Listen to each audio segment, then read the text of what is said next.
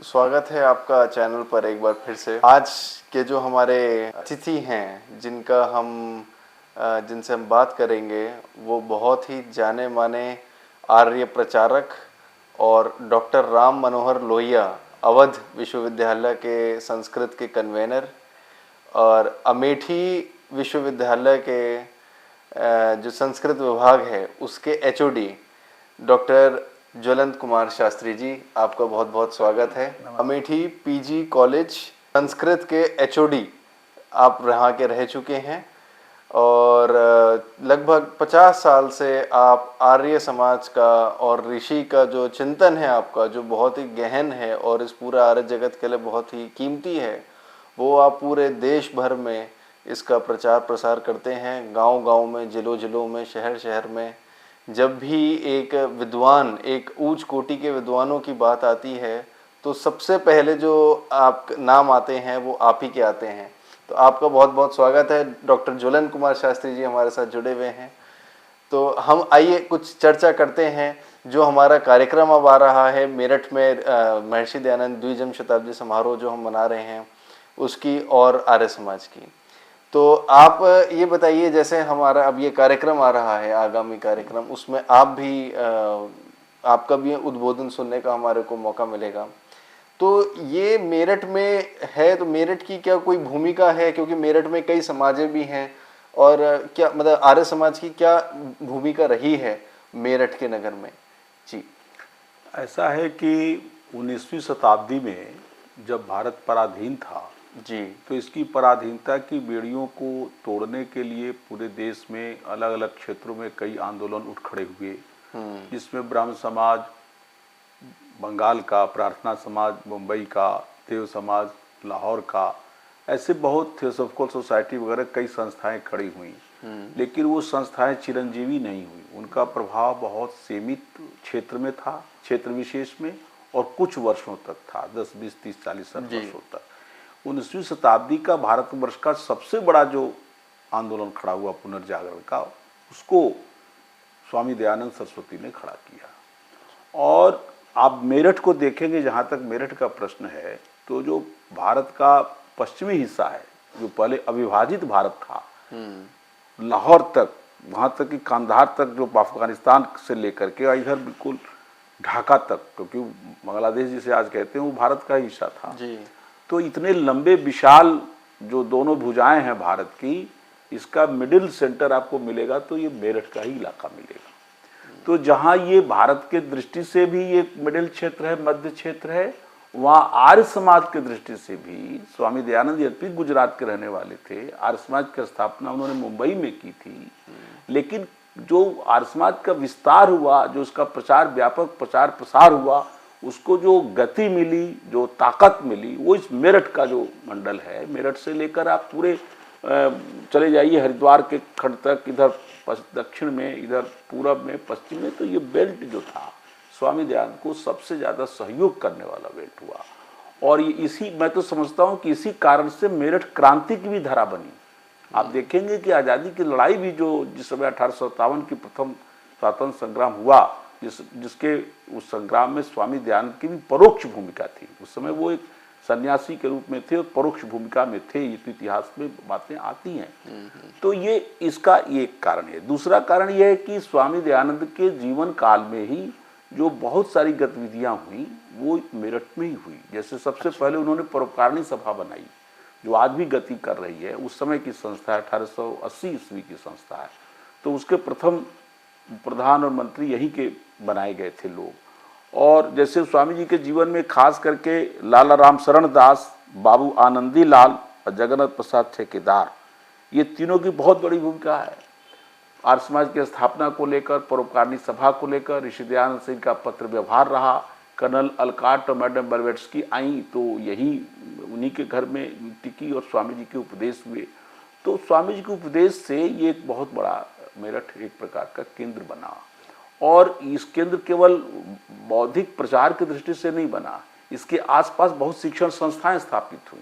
जैसे गुरुकुल ज्वालापुर है, गुरुकुल कांगड़ी है, यहाँ भी गुरुकुल डोरली खुला, आपको सिकंदराबाद में गुरुकुल खोले गए, महिलाओं के लिए कई विद्यालय खोले गए, अनाथालय बहुत खोले गए, विधवाश्रम की स्थापनाएं हुई और यहाँ के लोगों ने ऋषि ध्यान से प्रेरणा पाकर के उस वर्ग ने जो कभी संस्कृत पढ़ता नहीं था, जिसे हम ब्राह्मणेतर वर्ग कहते हैं, उन ब्राह्मणेतर वर्ग लाखों करोड़ों की संख्या में हैं, सबसे ज्यादा आबादी, उनके अंदर चेतना आई वेद के प्रति, वैदिक धर्म के प्रति, अपने पुराने ऋषि मुनियों के प्रति, पुराने इतिहास के प्रति। तो इस क्षेत्र के 50 लोग विभिन्न गुरुकुलों में पढ़कर, विभिन्न संस्थाओं में पढ़ करके या अनेक जगहों पर जा कर के अलग अलग स्थानों पर उन्होंने क्रांति की अलग जगाई और आर्य समाज के प्रचार प्रसार को फैलाया। एक बात और कहना चाहूँगा जी, ये 1951 में यहाँ बहुत बड़ा सम्मेलन हुआ मेरठ में आर्य समाज का। उत्तर प्रदेश की आर्य प्रतिसभा बनी तो उसका भी सम्मेलन जो हुआ अर्ध शताब्दी का, वो यही हुआ 1937 ईस्वी में हुआ। और जो 1900 हमने तो अपना जीवन में जो सबसे बड़ा सम्मेलन पहला देखा, आज से 50 वर्ष पहले 1973 में, वो भी मेरठ में हुआ था। अच्छा। आर्य समाज की स्थापना 1875 में हुई थी, तो उसकी शताब्दी 1975 में मनाई जानी थी, लेकिन उस शताब्दी मनाए जाने से पूर्व ही 2 वर्ष पूर्व ही पंडित प्रकाश मिश्र शास्त्री जो सांसद थे, हमारे आर्य समाज के बहुत बड़े नेता थे, उनके नेतृत्व में प्रथम जो शताब्दी का कार्यक्रम हुआ वो मेरठ से ही प्रारंभ हुआ। तो इसलिए मेरठ का कई दृष्टियों से, प्रकाशन के दृष्टि से भी स्वामी दयानंद की जीवनी को एक देने का काम पंडित बाबू घासीराम ने किया, जो यहीं के रहने वाले थे, और वो एक साथ संस्कृत, अंग्रेजी, उर्दू और बांग्ला चारों भाषाओं के विद्वान थे। और मेयो कॉलेज अजमेर में दर्शन शास्त्र के प्रोफेसर थे। घासीराम जी यहीं के रहने वाले थे। यहीं के पंडित शिव दयालु जी थे, जिन्होंने आज़ादी की लड़ाई बहुत लंबी लड़ी थी और उसके साथ साथ आर्य समाज का काम किया था। पंडित बुद्धदेव विद्यालंकार, द्विजेंद्रनाथ शास्त्री, धर्मेंद्रनाथ शास्त्री और तमाम कालीचरण जी और आर्य समाज दुबलिस जी, वीर शरण दुबलिस जी, मतलब एक दो नहीं, माताओं के शकुंतला गोयल जी, वेदवती विद्यालंकृता, जो उस जमाने में महिलाओं में आज से 50, 70, 80 साल पहले महिलाओं में इतनी विदुषी हुई और उन्होंने इतना काम किया। अंतर्जातीय विवाह की बात आना, स्त्री शिक्षा का होना, गांव-गांव में दलितोद्धार की बात करना। आप आश्चर्य करेंगे कि जो चौधरी चरण सिंह हुए, जो इसी क्षेत्र के रहने वाले थे, मेरठ से उन्होंने डिग्री ली थी और गाजियाबाद के प्रधान थे, उन्होंने उस समय भारतवर्ष का कोई नेता कल्पना नहीं कर सकता था कि अपने घर में रसोई अछूत जिसे कहा जाता दलित वर्ग को रख कर किया। उन्होंने अपने वर्षों तक दलित वर्ग के व्यक्ति को रसोई घर में रखा, अपने बेटी की शादी अंतर्जातीय विवाह की, और इस प्रकार वो एक नैतिक शुचिता की उन्होंने आदर्श प्रस्तुत किया। चौधरी चरण सिंह ने, वो आर्य समाजी होते हुए कोई व्यक्ति नहीं इस प्रकार का काम करता है राजनीति में। तो इस प्रकार से मेरठ एक आर्य समाज के लिए केंद्रीकृत भूमि भी रहा है। इसलिए यहाँ पर जैसे उस बार शताब्दी की शुरुआत 1973 में यहाँ से हुई, आर्य समाज की शताब्दी की शुरुआत 2 वर्ष पहले 1975 से, ऐसे ही ऋषि दयानंद का 2 जन्म शताब्दी है। उनका जन्म फाल्गुन कृष्ण दशमी 1881 विक्रमी को टंकारा में हुआ था। अंग्रेजी तारीख के हिसाब से 12 फरवरी 1825 पड़ता है। तो उससे ठीक 2 वर्ष पहले 23 में तो इस क्षेत्र में तो होना जरूरी ही था। इसलिए ये यहाँ के गतिविधियां भी काफ़ी हैं। तो इसलिए लोगों ने ये तय किया कि हम यहाँ पर ऋषि दयानंद की 2 जन्म शताब्दी मनाएंगे और इसके माध्यम से ऋषि दयानंद और आर्य समाज के संदेश को दूर दूर तक पहुँचाएंगे, जिसमें लाखों लोग आएंगे तो वो यहाँ से एक नई प्रेरणा लेकर, एक नया ऊर्जा से और नए विचारों से आप्लावित होकर वो आर्य समाज की विचारधारा को पूरे देश में फैलाने का काम करेंगे। और उसके लिए ये भूमिका, ये हमारा आर्य महासम्मेलन दयानंद 2 जन्म शताब्दी समारोह, उसमें भूमिका महत्वपूर्ण निभाने जा रहा है। इसलिए ये इसका औचित्य है मेरठ में इस कार्यक्रम के करने का। धन्यवाद आपका। तो जैसे आपने बताया कि ये 1825 में उनका जन्म हुआ था, तो कहीं कहीं पे ये भी त्रुटि आ रही है कि कोई जने, मतलब कोई वर्ग ऐसा भी मानता है कि 1824 में हुआ था। तो इसका पीछे मतलब जो कंफ्यूजन है क्या है? इसका कारण ये है कि स्वामी दयानंद ने तो अपना जन्म केवल 1881 में बताया था, विक्रम संवत। अच्छा। तो आप देखेंगे कोई भी एक विक्रम संवत होता है तो उसका 10 महीना एक ईस्वी में रहता है और 2 महीना दूसरे ईस्वी में चला जाता है, क्योंकि विक्रम संवत चैत्र शुक्ल से प्रारंभ होता है, शुक्ल पक्ष से, और ईस्वी जो है जनवरी से शुरू होती है। तो स्वामी दयानंद ने 1881 कहा था, तो 1881 विक्रम संवत का 10 महीना 1824 में पड़ता है और 2 महीना 1825 में पड़ता है। उनके शिष्य थे पंडित ज्वाला दत्त, जो बहुत बड़े संस्कृत विद्वान थे, जो स्वामी दयानंद के लेखन में उनका सहयोग करते थे। उन्होंने स्वामी दयानंद के जीवन काल में ही एक श्लोक लिखा था मंदाक्रांता छंद में, जिसमें उन्होंने कहा था कि ऋषि दयानंद का जन्म का नाम मूल शंकर था। अब मूल शंकर नाम इसलिए पड़ा कि वो मूल नक्षत्र में पैदा हुए थे तो फिर एक बात और स्वामी जी ने कहा कि मैं अपने 14वें वर्ष के प्रारंभ में मेरी शिवरात्रि आई। स्वामी दयानंद के जन्म में शिवरात्रि आती है, उस समय 14वां साल उनका लगा था, तो वो 1894 का विक्रम संवत था। तो बहुत बड़ा अनुसंधान करके ये काम करीब करीब 1960 में जाकर रिसर्च हुआ कि स्वामी दयानंद का जन्म कब हुआ। तो प्रोफेसर भीमसेन शास्त्री कोटा के थे और एक पूरी कमेटी बनी थी सारदेशिक आर्य प्रतिभा की ओर से, उसके वो संयोजक थे।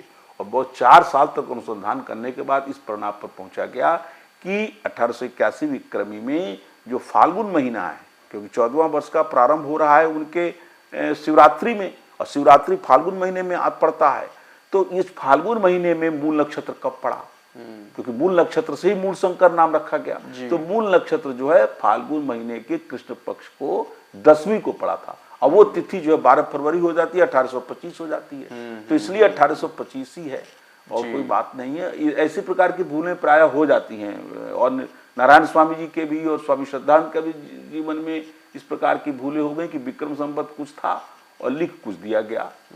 तो ये इसलिए हुआ है, तो इसकी सारदेशिक सभा से मान्यता प्राप्त है, और वो 1967 में ये घोषित कर दिया गया था। ऋषि दयानंद का जन्म 12 फरवरी 1825 को हुआ। एक बात और इस संदर्भ में, ऋषि दयानंद की जो पहली जन्म शताब्दी मनाई गई, क्योंकि 1825 में पैदा हुए थे, तो पहली जन्म शताब्दी 1925 में मनाई गई थी। 1924 में नहीं मनाई गई थी। और वो मथुरा में मनाई गई थी।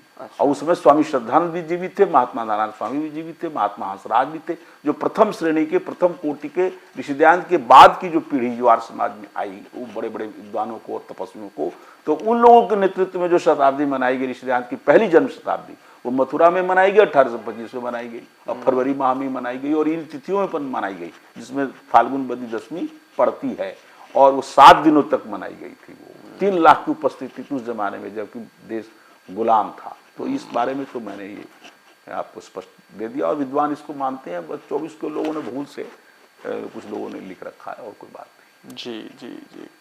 तो जैसे आर्य समाज की प्राथमिकता है और उसका जो प्रभाव है वो आर्य जगत में, देश में और विदेश में, आज के टाइम की अगर हम बात करें वर्तमान के तौर में, तो उसका प्रभाव कैसे आ रहा है या कैसे आना चाहिए? लोगों को आर्य समाज की तरफ क्यों देखना चाहिए? उनको क्या लाभ मिलेगा? क्योंकि हर जना जो किसी भी ग्रंथ को पढ़ता है, किसी भी मत को फॉलो करता है, किसी भी प्रोसेस को, किसी भी टेक्नोलॉजी को फॉलो करेगा, तो वो तभी करते हैं जब कोई लाभ होता है। तो आर्य समाज तो वेदों की ही बात करते हैं और वेद ही प्रथम ग्रंथ माने जाते हैं। तो आर्य समाज का यहाँ पे क्या मतलब, उसके संदर्भ में आप क्या कहना चाहेंगे? देखिए, ऐसा है कि वैसे तो हर समस्या दूसरी समस्या से कुछ जुड़ी हुई होती है, कोई समस्या एकांगी नहीं होती, चाहे धार्मिक हो, सामाजिक हो, राष्ट्रीय हो, कहने को अलग अलग है भी अलग अलग, लेकिन ऐसा नहीं है कि सामाजिक समस्या का कहीं ना कहीं सिरा धार्मिक समस्या से नहीं जुड़ा हो, या धर्म और समाज की मान्यताओं से, स्थितियों से राष्ट्र की समस्या जुड़ी हुई न हो। ये होता नहीं, होता है। तो आर्य समाज का महत्व इस मायने में है कि ऋषि दयानंद ने वेदों को बात की, वेदों को जो लोग भूल चुके थे, वेदों के प्रति अध्ययन लगभग समाप्त प्राय था। कुछ परिवार थे लोग वेद कंठ करते थे, ब्राह्मण परिवार, वो भी दक्षिण के, लेकिन आम जनजीवन से वेद जो थे धार्मिक क्षेत्र से एक प्रकार से लुप्त प्राय हो गए थे। तो ऋषि दयानंद ने ये देखा कि वेद की एक तो वेद किसी एक वर्ग की नहीं है। वेद उस जमाने में, मान लीजिए जब भी वेद आए, जैसे भी आए हो, वेद उस जमाने के ग्रंथ है जिस जमाने में हिंदू, मुस्लिम, सिख, ईसाई, यहूदी, पारसी का विभाजन हुआ ही नहीं था। आज जो समाज अनेक धर्मों में, संप्रदायों में विभक्त है, इन सभी मानव समुदाय के जो पूर्वज थे आज से हजारों लाखों वर्ष पहले, उनके ग्रंथ वेद थे। तो वेद तो सबकी बपौती है, वेद पर सबका अधिकार है, एक बात, इसलिए ये सांप्रदायिकता से अलग चीज है।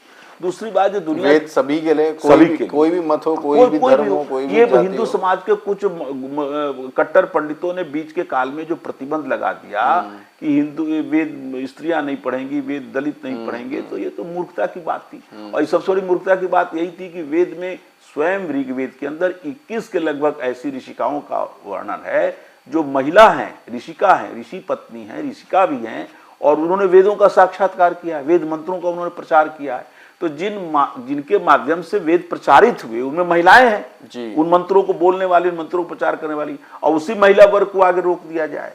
कवश ऐलूष है, और ऋषि हैं, महिदास ऐत्रेय ऋषि हैं, और दासी पुत्र ये दलित वर्ग में पैदा हुए थे।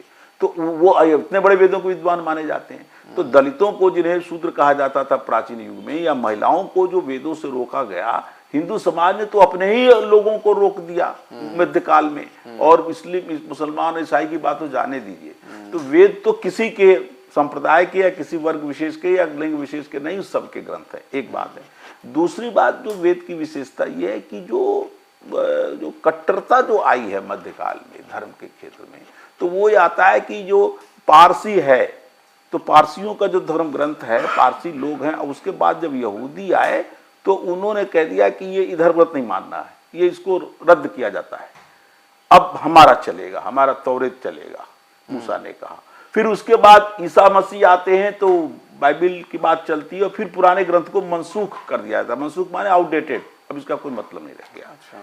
फिर उसके बाद इस्लाम आता है तो वो कहता है अब अंतिम नबी हो गए हैं मोहम्मद साहब, अब इसके बाद अब कोई नबी कोई पैगंबर नहीं आएगा, और अंतिम ग्रंथ कुरान आ गया।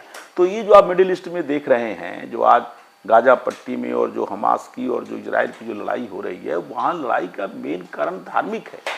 ये मनुष्य के अंदर वहाँ के समुदाय में मान्यता है कि हमें यहूदियों को रहने का हक नहीं है, यहूदी सोचते हैं इनको रहने का हक नहीं है। ये चीज भारत में नहीं हुआ है। भारत में बहुत सारी गड़बड़ियां हुई, लेकिन ये नहीं हुआ। जैसे एक उदाहरण मैं दूंगा, भारत में जैनी भी हैं, बौद्ध भी हैं। आखिर बौद्ध जैन धर्म जब प्रादुर्भूत हुआ तो हिंदू धर्म के खिलाफ ही तो हुआ। उसमें की जो रूढ़ियां थी, अंधविश्वास थे, जो यज्ञों में पशु बलि थी, हिंसा का घोर प्रचार था, तो उसके खिलाफ ही तो जैन आए। लेकिन वो जैनियों के लिए ये नहीं आया कि जैनी को खत्म कर दो, जैनी को खत्म कर देना, ऐसा नहीं करना है। जिस काल में जैन के खिलाफ भी आंदोलन हुआ तो उस काल जैनी भी थे, शंकराचार्य के लोग भी थे। यहाँ भारत में अनेक संप्रदायों के अस्तित्व साथ साथ रहा है। एक दूसरे को खत्म कर देना है, समाप्त कर देना है, ये कट्टरता या ये असहिष्णुता वेदों में नहीं है। वेद में तो मानव मात्र की बात कही जाती है, शृण्वन्तु विश्वे अमृतस्य पुत्रा। जो भी मंत्र मिलेंगे उसमें मनुष्य मात्र की बात कहेगी, पृथ्वी भर के लोगों की बात कही जाएगी। तो जो धार्मिक और सांप्रदायिक कट्टरता है, ये आज जो सबसे बड़ा खतरा है, ये खत्म होनी चाहिए। हर वर्ग को पूरे दुनिया में प्रत्येक संप्रदाय को हक होना चाहिए कि वो अपनी बात रखे, लेकिन अपनी बात को मनवाने के लिए तलवार का इस्तेमाल न करे, कूटनीति का इस्तेमाल न करे, किसी को खत्म करने की बात न सोची जाए। आप अपने विचार का प्रचार कीजिए, जैसे बौद्ध धर्म वालों ने प्रचार किया। बौद्धों ने तो किसी की कत्ल नहीं किया, किसी के खिलाफ वो तो युद्ध करने नहीं पहुंचे। यद्यपि चीन, जापान, लंका, कंबोडिया हर जगह बुद्ध भिक्षु गए, लेकिन कहीं उन्होंने हिंसा का सहारा नहीं लिया अपने धर्म के प्रचार के लिए।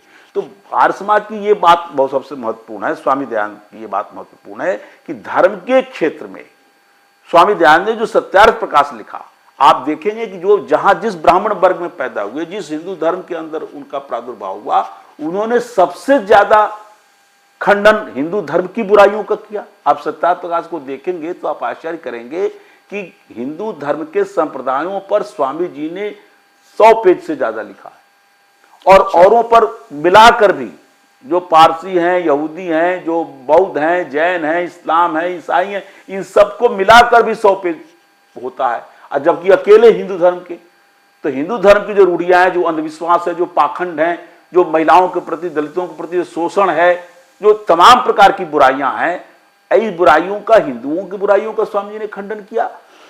इसी प्रकार उन्होंने इस्लाम की और ईसाइयत की, बौद्धों, जैनों की बुराइयों का भी खंडन किया। तो आर्य समाज इस मामले में टोटल, जिसे कहा जाए सेकुलर है, सबकुल संप्रदाय निरपेक्ष है। तो इसलिए आज के इसकी बहुत जरूरत है दुनिया को। धर्म के क्षेत्र में, संप्रदाय के क्षेत्र में ये जो गैर बराबरी है, विषमता है, इसको दूर करने का संदेश वेद देता है। अब आप बहुत लोग तो महिलाओं के लिए कितनी बंदिशें हैं, आप जानते हैं कि एक महिलाओं को लेकर के, जैसे आपने बात करी, तो महिलाओं को लगभग आधी आबादी महिलाओं की है। ठीक है। और कई जगहों पे महिलाओं को उस तरीके के राइट्स नहीं मिलते हैं या फिर सम्मान अधिकार नहीं मिलता है। यहाँ पे आर्य समाज में जैसे महिलाएं आती हैं, हमारे भी कार्यक्रम होते हैं, यज्ञ आती हैं, तो सभी को समान अधिकार मिलता है। तो आर्य समाज की महिलाओं पे क्या प्रभाव रहा है? क्या देखिए, भारतवर्ष में तो महिला जागृति और महिला शिक्षा और महिलाओं की सामाजिक स्वीकृति या सामाजिक उत्थान, ये आर्य समाज के उत्थान से शुरू होता है। पुराने जमाने में तो था, गार्गी थी, अपाला थी, घोषा थी, उपनिषद युग की मैत्रेयी थी, वो तो जाने दीजिए हजारों लाखों वर्ष पहले। लेकिन 19वीं शताब्दी के बाद जो हमारी जाति में जागृति आई है उसका देन ही आर्य समाज की। सबसे पहले महिला शिक्षा के लिए जो स्कूल खोला गया जालंधर में खोला गया 1886 ईस्वी में, सबसे पहला स्कूल आर्य समाज ने खोला। अच्छा। और उसमें लोग लड़कियों को पढ़ने भेजते नहीं थे, बड़े मुश्किल से स्वामी श्रद्धानंद और उनके साले देवराज जी ने अपने बच्चों को स्वीकार किया। 3, 4, 5 बच्चे, 3, 4, 5 बच्चों से विद्यालय खोला गया। लोग कहते थे लड़की जाए क्यों पढ़ी, पढ़ के क्या करेगी, मंत्र पढ़ेगी तो विधवा हो जाएगी। माने आर्य समाज को तो स्त्री शिक्षा के लिए शास्त्रार्थ करना पड़ा है, बहुत संघर्ष करना पड़ा है। तो ये महिलाओं की एक तरफ तो ये स्थिति थी कि इतनी रूढ़िवादिता थी कि उनको पर्दा प्रथा है, उनको समाज के किसी क्षेत्र में जाना नहीं है, घर के चरदीवारी में रहना है। तो इस सारी चीज़ों को आर्य समाज ने दूर किया। कितने कन्या गुरुकुल खोले गए। आज भी लड़कियों के जितने स्कूल चल रहे हैं उस प्रकार के स्कूल जो वेद आदि वैदिक धर्म शास्त्रों को पढ़ाते हैं तो आर्य समाज के पास ही गुरुकुल। तो कन्या गुरुकुल होना, कन्या स्कूल खोलना, कन्या कॉलेज होना, ये सब चीज़ें। एक बड़ी रोचक बात बताऊं, बलराज साहनी जो फिल्म क्षेत्र के शुरुआत के एक्टर थे, उन्होंने बड़ी रोचक बात कही थी। उन्होंने कही थी कि मेरी पत्नी जो थी शादी तय हो गई थी, वो आर्य कन्या स्कूल की पढ़ी थी और उसने चिट्ठी हमको हिंदी में लिखी। पर हिंदी के भी आंदोलन आर्य समाज ने खड़ा किया, नहीं तो गुरुमुखी और पंजाबी उर्दू चलती थी। तो अब मेरी शादी तय हो गई थी, अब मैं अपने भावी पत्नी के लिखे हुए पत्र को दूसरे से कैसे पढ़वाता, अच्छा नहीं लगा। तब मैंने हिंदी सीखी। अच्छा। माने उन्होंने हिंदी सीखने की प्रेरणा पत्नी के पत्र को समझने के लिए की। अब पत्नी पढ़ा लिखा इसलिए मिली उनको कि वो आर्य समाज के स्कूल में पढ़ी थी। अब तो बहुत बड़ा प्रभाव, अब तो कोई नहीं कहता कि कोई लड़की ना पढ़ाई जाए। लेकिन आर्य समाज अब ये कह रहा है कि जो नारी मुक्ति का जो आंदोलन हो रहा है, केवल स्त्रियों का काम केवल पढ़ना लिखना तो है ही, उनकी भागीदारी भी होनी चाहिए समाज में हर वर्ग में। आप आश्चर्य करेंगे कि स्वामी जी ने लिखा है उदाहरण दे करके वेदों का कि युद्ध में भी जाने का अधिकार, महिलाएं युद्ध में जाएं, ये स्वामी लिखा है। महिलाओं को तो योद्धा कहा गया। महिलाएं जो समाज के चिकित्सा का क्षेत्र है, अब महिला चिकित्सा जितनी भी है, आर्य समाज की तो मानता रही है कि महिला चिकित्सा के क्षेत्र में महिला को प्राथमिकता मिलनी चाहिए। महिला चिकित्सिका होगी तो महिलाओं के इलाज में और ज्यादा सुविधा बढ़ेगी। महिला जो शिक्षा है, नारी शिक्षा है, वो नारी के माध्यम से दी जाए। कम से कम 2 क्षेत्र ऐसे हैं, शिक्षा और चिकित्सा, वहां टोटल महिलाओं का कब्जा होना चाहिए। महिला शिक्षा के लिए, महिला शिक्षा चिकित्सा के लिए इतनी योग्यतम महिलाएं हमें प्राप्त हो जाएं कि हमें पुरुषों पर निर्भर न रहना पड़े। इसी प्रकार कोई भी विद्या का क्षेत्र है, चाहे टेक्नोलॉजी हो, साइंस, कोई भी विषय ऐसा नहीं है जहां महिलाएं, कोई लिंग का भेद है, कोई बौद्धिक क्षमता में कोई अंतर नहीं। ये बात तो स्वामी दयानंद ने की। और इसलिए आज समाज की इस आंदोलन के कारण ही गांधी जी ने जब देश की आज़ादी का आंदोलन चलाया तो उनको सबसे ज्यादा जो स्वयं सेविकाएं मिली, कार्यकर्त्री मिली, वो आर्य समाज के क्षेत्रों से उनको महिलाएं मिली। और फिर उनके योग्य शादी विवाह में भी उनको बांध न दिया जाए, उनके योग्य पुरुष हो। तो स्वामी ने कहा कि गुण कर्म स्वभाव के अनुसार विवाह होना चाहिए। अनपढ़ दोनों पढ़े लिखे लोग हों, दोनों अपने अपने जिसकी चॉइस हो उसमें हो। स्वामी ने यहां तक लिखा है कि शादी विवाह में प्राथमिकता वर और कन्या को देनी चाहिए, उनकी प्रसन्नता से विवाह होना चाहिए। स्वामी ने कहा कि गार्जियन का जो योगदान है वो सेकेंडरी है, प्राइमरी निर्णय लेना है विवाह कैसे हो वो उन लड़के को लेना है, और वो भी पूर्ण विवाहावस्था में लेना है। क्योंकि जब उनको वो इतनी उनकी क्षमता हो जाए, वो उनकी बाल विवाह का स्वामी ने विरोध किया। यहाँ तक कि बाल विवाह के खिलाफ जो एक्ट बना तो वो शारदा एक्ट कहा जाता है, वो आर्य समाज के नेता दीवान बहादुर हरविलास शारदा ने ये इस एक्ट को बनवाया था। और दीवान बहादुर हरविलास शारदा स्वामी दयानंद के शिष्य थे। यहाँ तक स्वामी बाल विवाह का एक्ट बना था, बाल विवाह के विरुद्ध, अच्छा, शारदा एक्ट जिसे आज कहा जाता है, उसके बनाने वाले, उसके लिए बिल पेश करने वाले दीवान बहादुर हरविलास शारदा, उनका नाम ही शारदा था इसलिए उनके नाम पर शारदा एक्ट कहा गया। और वो जब स्वामी दयानंद का देहांत हो गया तो उनके कंधे पर स्वामी जी की शव यात्रा निकाली गई थी। और लोग भी थे लेकिन वो भी थे जिन्होंने स्वामी जी के शव को कंधा दिया था, वो उनके शिष्य थे स्वामी दयानंद के। तो बाल विवाह के खिलाफ, वृद्ध विवाह, बूढ़े लोग विवाह कर लेते थे छोटी उम्र के लड़कियों के साथ, बहु विवाह, अनमेल विवाह, ये सारी बुराइयों के खिलाफ आर्य समाज ने काम किया। अब आज हम ये चाहते हैं, अब तो ये चीजें लगभग समाज में मान्यता प्राप्त हो गई हैं कि बहु विवाह, बाल विवाह, वृद्ध विवाह, अनमेल विवाह का समस्या नहीं रहती। अब इसकी अभी भी कुछ ना कुछ है क्षेत्रों में, इस सबसे पीड़ित है ही महिलाएं। लेकिन अब बौद्धिक समाज से पढ़े लिखे समाज का अब इसमें कोई विरोध नहीं रह गया। स्त्री शिक्षा को लेकर कोई विरोध अब नहीं करता। अब समस्या ये है कि जो नारी पर अत्याचार हो रहे हैं, वो अत्याचार कई लैंगिक विषमता के नाते अत्याचार हो रहे हैं, गर्भ भ्रूण हत्याओं के द्वारा उन पर अत्याचार हो रहे हैं, जहां वो कार्य करती है उनके साथ उनको हेरेसमेंट, जो सेक्सुअल हेरेसमेंट हो रहे हैं उस प्रकार के अत्याचार हो रहे हैं, उनके प्रति जो घरेलू हिंसाएं हो रही हैं वो अत्याचार हो रहे हैं, उनको उचित अवसर नहीं दिया जा रहा है, ये हो रहा है। और अत्यधिक विलासिता का भोग सामग्री के रूप में जो उनको प्रोडक्ट किया जा रहा है, ये भी एक अत्याचार है कि आप स्त्री को एक प्रकार से भोग्या मानकर, एक विज्ञापन की वस्तु बनाकर जो अश्लीलता परोसी जा रही है, और ये भी एक उनके साथ अत्याचार है। तो आर्य समाज ऋषि दयानंद ये चाहते थे कि महिलाएं स्वस्थ, संतुलित, सुसंस्कृत, सुसभ्य नागरिक बने और इन नैतिक मूल्यों से ओतप्रोत बने और अपने पति को, अपने परिवार को भी नैतिक मूल्य सिखाएं। ये तो गांधी और विवेकानंद ने भी, गांधी और विनोबा भावे ने भी ये बात कही है कि जो नैतिकता, जो समाज में आस्तिकता, प्रेम, विश्वबंधुत्व और जो एक दूसरे को सहनशीलता जितना नारी विकसित कर सकती है उतना पुरुष नहीं कर सकता। तो ये तो आर्य समाज चाहता है कि वैदिक संस्कृति से प्रेरणा लेकर, भारतीय संस्कृति के उदात्त मूल्यों से प्रेरणा लेकर नारी के जो समस्याएं हैं उन समस्याओं को हम दूर करें। वो समस्याएं रूढ़िगत भी हैं और वो समस्याएं अति आधुनिकता के कारण भी आ रही हैं, स्त्रियां को पीड़ित हो रही हैं। तो दोनों क्षेत्रों में आर्य समाज का चिंतन संतुलित है। इस दिशा में हम ये आर्य समाज का संदेश है। जी जी जी। और जो मेरा अंतिम सवाल है, और मैं समझता हूँ वो भी काफ़ी महत्वपूर्ण सवाल है आज के टाइम में, स्पेशली हिंदुस्तान में हम देखें तो युवा वर्ग जो है इस समय हिंदुस्तान में सबसे ज़्यादा युवा है पूरे विश्व में। लगभग 67% की पॉपुलेशन हमारी इस समय यूथ है। तो यूथ को जो होते हैं उनको आप क्या कहना चाहेंगे? क्योंकि होता क्या है, जैसे मैं भी, मेरे हम उम्र जितने भी भाई बहन हैं, तो उन क्या होता है कि हमारे को कोई चीज़, अब जैसे हम अगर राधा को देख रहे हैं, कृष्ण जी को देख रहे हैं, राम जी को देख रहे हैं और मंदिर में जा रहे हैं, एक वैसे उस तरीके का माहौल में जा रहे हैं, तो कहीं ना कहीं एक वैसी रेजोनेंस मिलती है, तो आदमी वैसा अट्रैक्ट होता चलता है या एक ध्यान केंद्रित मतलब वहाँ पे अपने करने लगते हैं। आर्य समाज का क्या मतलब, क्या सीख है, क्या देन है, क्या प्रोसेस है, क्या टेक्नोलॉजी है जो आर्य समाज में आकर के उनको एक जो है ना मतलब एक बेहतर मार्ग पर ले चले?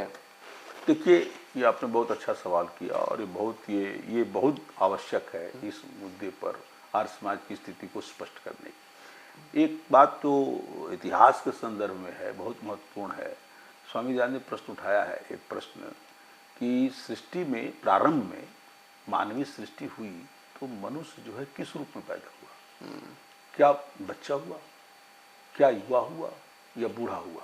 तो स्वामी जी कहते हैं वेद के प्रमाण से कि इस आदि काल में प्रथम मानव जब हुआ होगा तो बूढ़ा तो हो नहीं सकता, बूढ़ा होगा तो अगर संतान कैसे होगी?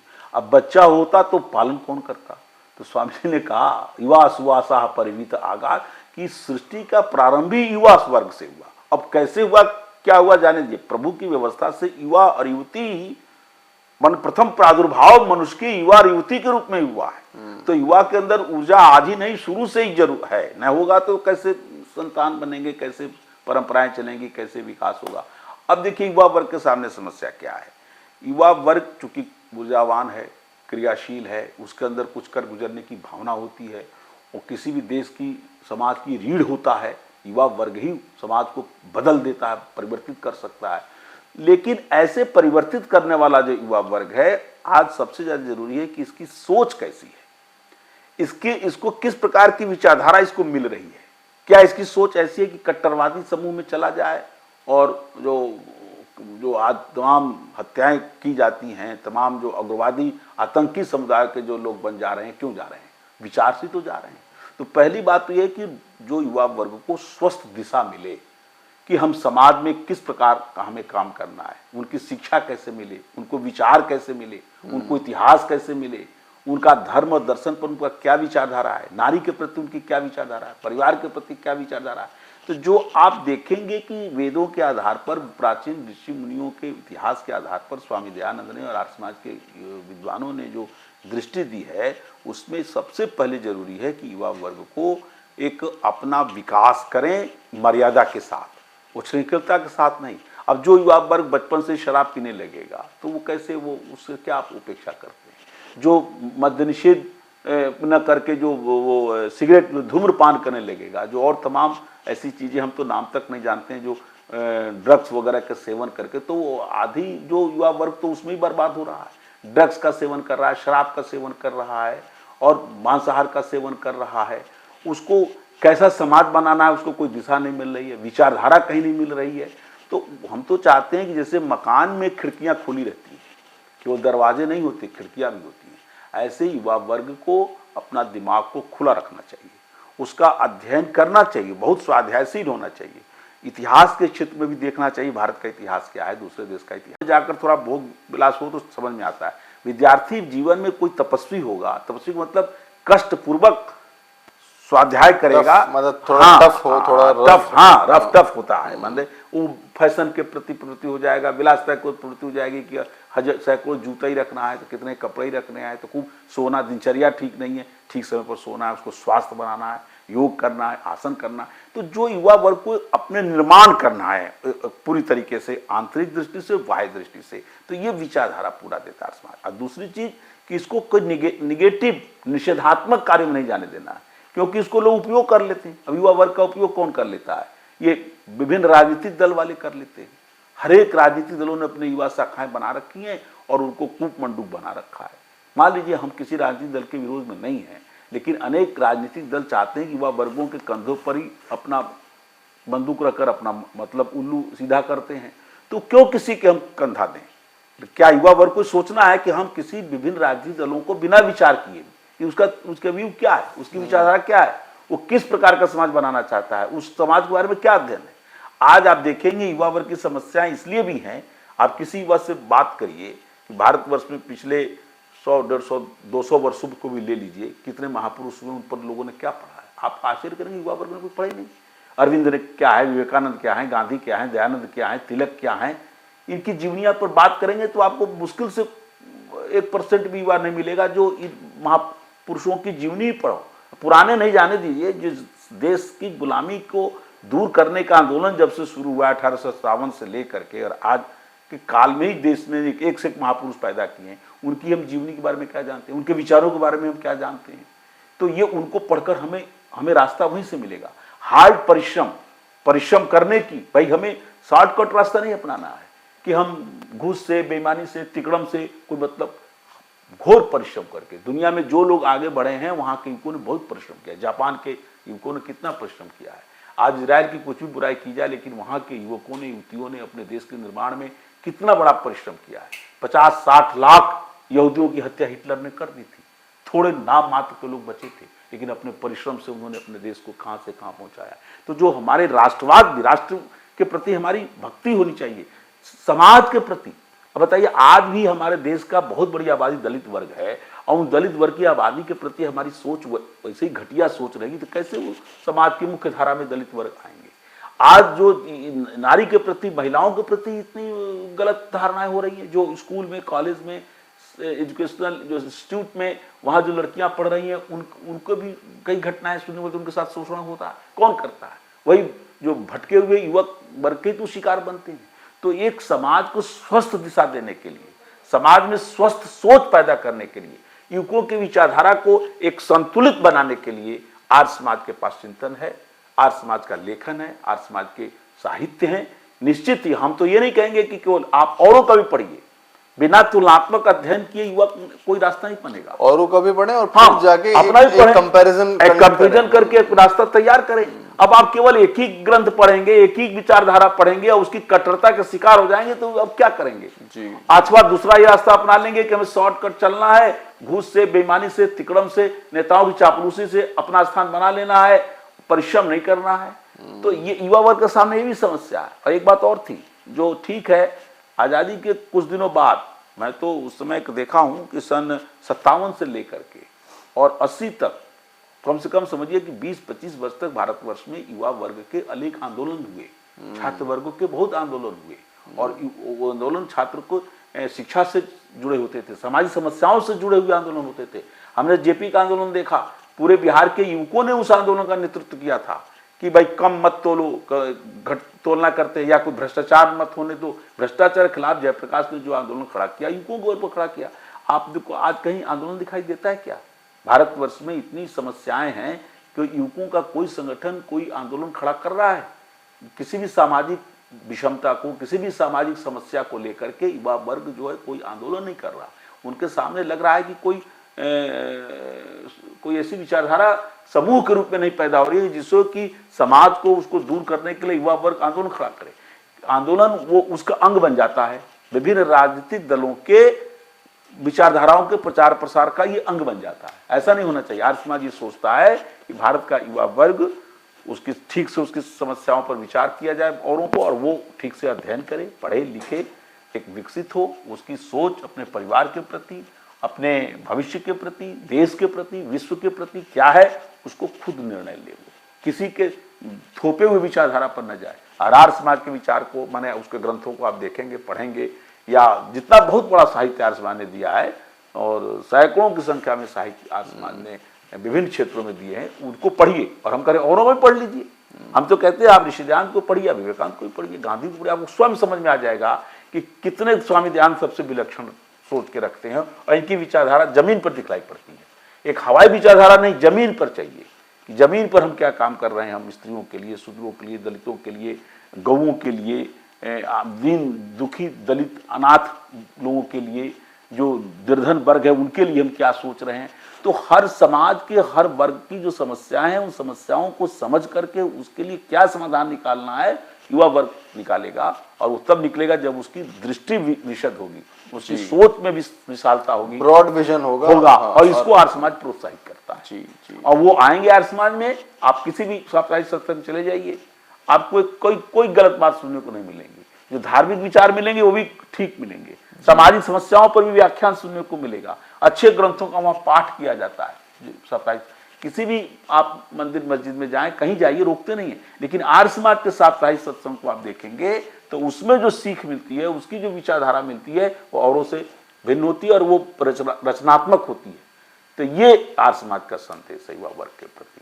जी, तो बहुत अच्छा लगा आपसे बात करके। काफ़ी चर्चाएं, काफ़ी मुद्दों पे, और काफ़ी जो आज की प्रेजेंट में प्रॉब्लम्स कह लीजिए या सिचुएशंस कह लीजिए, क्योंकि प्रॉब्लम्स जो होती है वो एक it's more of a negative word. Situation है, सिचुएशंस हमेशा आती हैं। तब भी एक सिचुएशन थी जब आर्य समाज का स्थापना हुई, जो वो एक काफ़ी गंभीर, काफ़ी डेंस था आज की अपेक्षा। आज में भी मतलब कई तरीकों की अवेलेबिलिटी, इतना है, कंटेंट की अवेलेबिलिटी इतनी है, तो कहीं ना कहीं स्पेशली जो युवा लोग होते हैं, मैं देखता हूँ कि बस वो एक ही चीज उन्हें दिखाई दी, अच्छी लगी, बस वो उसी में चलते चले गए, उसी में रम गए, कंपैरिजन नहीं हुआ। हाँ। या फिर उसके पीछे जाने की जो सोच है कि ये ऐसा क्यों है। हाँ। अगर घर में पूजा हो रही है राम जी की, तो वो पूजा क्यों हो रही है, राम जी कौन थे, हाँ, क्या थे, वो उनका क्या ऐतिहासिक महत्व है। हम उन्हें भगवान अगर कह रहे हैं तो भगवान क्यों कह रहे हैं, वो भगवान नहीं थे, वैसे तो वो एक महापुरुष थे हमारे जैसे, लेकिन उनमें कई तरीके की अच्छाइयाँ थी। तो कायदे में वही होता है कि आप हर किसी की अच्छाई को लो, और यही आर्य समाज कहता है। बहुत बहुत धन्यवाद आपका हमसे जुड़ने के लिए। आपको भी बहुत बहुत धन्यवाद। हमने जिन बिंदुओं पर अभी आपसे चर्चा की है, इसको विस्तार रूप में और व्यवस्थित रूप में समझने का ये बड़ा स्वर्णिम अवसर है कि 16 नवंबर से 19 नवंबर तक मेरठ की नगरी में जिमखाना मैदान में एक बहुत बड़ा सम्मेलन हो रहा है, और उसमें कम से कम जो विषय विवेचित किए जाएंगे, जो उनके सत्र आयोजित होंगे, जैसे नारी सशक्तिकरण है, नारी के प्रति, महिला के प्रति आर्य समाज की क्या विचारधारा है उसको पूर्ण रूप से समझने के लिए। राष्ट्र रक्षा सम्मेलन है, राष्ट्र के सामने आज कौन सी समस्याएं हैं, उन समस्याओं का आर्य समाज क्या समाधान देता है, युवा पीढ़ी को कैसे उससे दिशा और प्रेरणा लेनी चाहिए। इसी प्रकार धर्म और संस्कृति सम्मेलन है कि आज दुनिया में धर्म के नाम पर जो हो रहे हैं या संस्कृति को लेकर जो टकराहट हो रही है, धर्म और संस्कृति का वास्तविक स्वरूप क्या है और कैसे समाज को और दुनिया को दिशा दे सकती है धर्म संस्कृति और हमारा धर्म दे सकता है, इसकी वास्तविक सोच क्या है, ये सारी चीज़ों को समझने के लिए। इसी प्रकार अन्य भी बहुत सारे मुद्दे हैं जिन मुद्दों पर इन 4 दिनों तक खुलकर विचार होगा और देश के बहुत विद्वान, सन्यासी, महात्मा, विचारक उपस्थित होंगे और अपनी बात रखेंगे, और आपको सबको, श्रोताओं को सुन करके प्रेरणा मिलेगी और अपनी दिशा तय करने का उनको उत्साह पैदा होगा। एक चीज़ और भी होगी, एक सामूहिक नेतृत्व जो कहा जाता है, सामूहिक कार्य करने की भावना भी पैदा होगी। इसलिए जो जुलूस शोभा यात्रा का कार्यक्रम रखा गया है, इसमें जहाँ अनेक गुरुकुलों के, कन्या गुरुकुलों के, बालकों गुरुकुलों के, क्षेत्र की जनता के, यहाँ के स्कूलों के हजारों की संख्या में युवा और युवती वर्ग का जो सम्मेलन होगा, जो जुलूस शोभा यात्रा होगी, वो भी एक सामूहिकता के साथ कार्य करने की प्रेरणा प्रदान करता है। उसके साथ साथ बहुत बड़ा स्टॉल बुक्स के लगेंगे, नाना प्रकार के जो ग्रंथ हैं, जो धर्म, दर्शन, संस्कृति, अध्यात्म, इतिहास, राष्ट्र, युवा और विभिन्न विषयों पर हरेक भाषाओं में हमें उचित साहित्य पढ़ने को मिलेगा, खरीदने को मिलेगा। तो ऐसे बहुत सारे कार्य जो एक ही जगह इस मेरठ के जिमखाना मैदान में 4 दिन तक का जो कार्यक्रम हो रहा है, उनके विभिन्न सत्रों और विभिन्न सम्मेलनों को में भागीदार बनने से हमें एक बहुत स्वस्थ दिशा, एक संतुलित दृष्टि और हमारा एक मानसिक और आध्यात्मिक भोजन एक प्रकार से प्राप्त होगा। इसलिए हम निवेदन करते हैं, आह्वान करते हैं कि जो भी इसको सुन रहे हैं, इसका अधिक से अधिक प्रचार करें और बहुत संख्या में युवकों को, युवतियों को, वृद्धों को, कि हर समाज के हर एक वर्ग को, हर एक संप्रदाय से, हर एक जाति वर्ग के लोगों को आएं और यहाँ अपना इसमें भागीदारी लेकर के अपने ज्ञान को बढ़ाएं, अपने कार्यशक्ति को बढ़ाएं। यही मैं इस संदर्भ में आपसे निवेदन है।